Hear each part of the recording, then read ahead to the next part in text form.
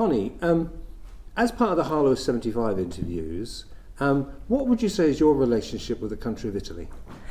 It's my mother and father's home. They were born there, and I've spent a lot of time there. I've got lots of family there, and I have wonderful memories of all of the holidays and all of the times I've spent there. My grandmother was hugely significant in my life because she was a woman that was fearless. She was a farmer.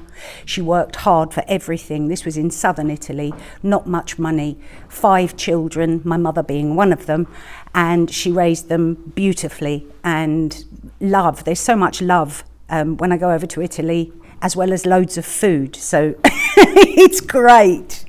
And can you, we're talking about southern Italy, but any particular towns, cities, villages? Yes, so my mother's family is from Avellino, near there, sort of in Campania, around Naples.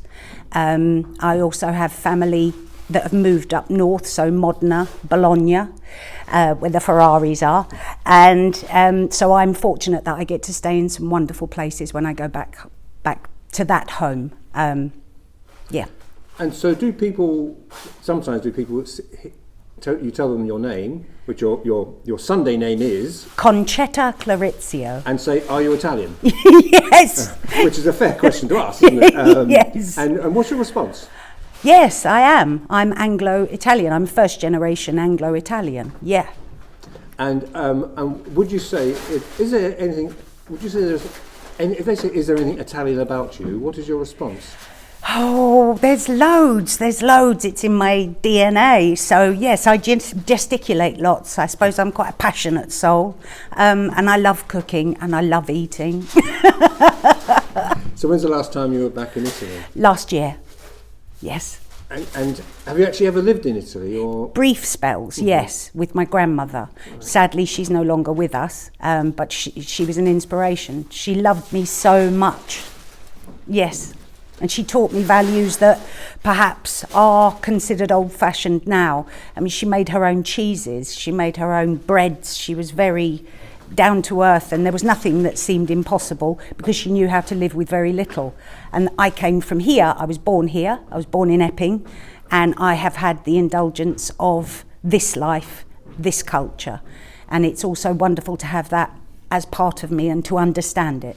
Have you always been that way? Because some people who are, I mean, you could describe yourself as Anglo-Italian. Yes. Some are sort of, well, they got into their 40s when they started to look back on their heritage, but you've always been completely entwined in it. Yes, absolutely. I regularly speak with my aunties and my cousins. We share our philosophies, which are very different, but we have lots of things in common, and I wouldn't be without Italy, although England is my home. Do you speak Italian? I do, but not as good as I want to. I always think I really need to improve. It's such a demonstrative, emotional, unbelievably so, emotional language, isn't it? Yes, beautiful language. Hard to learn?